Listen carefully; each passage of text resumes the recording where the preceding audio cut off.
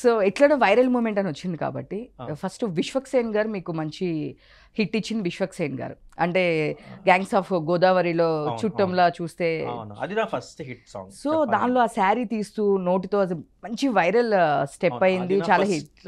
అంటే నాకు first hit song అది. సెకండ్ కోట్, థర్డ్ నేను షష్టిపూర్తి తార వస్తుందని నమ్ముతున్నాను. యా.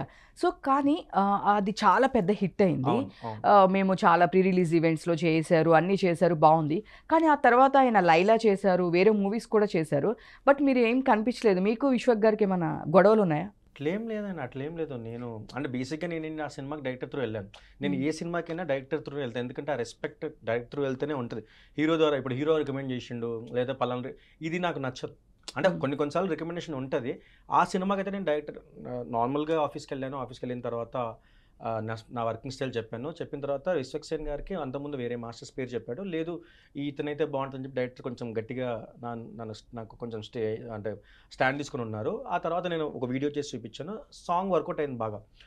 సో తర్వాత ఎందుకని నేను ట్రై చేశాను. మరి నాలాగా ఇంకెవరికైనా ప్రామిస్ చేస్తున్నారేమో హీరో తెలీదు. అండ్ ఇప్పుడు కల్ట్ సినిమా జరుగుతుంది, మేబీ దాన్ని నేను వర్క్ చేస్తానేమో. అది త్వరలో నాకు తెలుస్తుంది, మీకు తెలుస్తుంది. అట్లా ఏ హీరో కూడా ఇతనికి ఇవ్వకూడదని ఉండదు. చిన్న చిన్న వేవ్ లెన్స్ మ్యాచ్ ఏమో ఉంటుంది.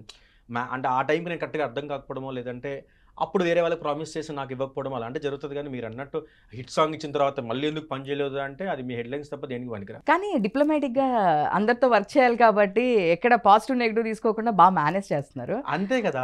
ఇప్పుడు మన కెరియర్లో మనం ముందుకెళ్ళాలంటే నెగిటివ్ వచ్చినా దాని పాజిటివ్ అనే మనం అనుకోవాలి.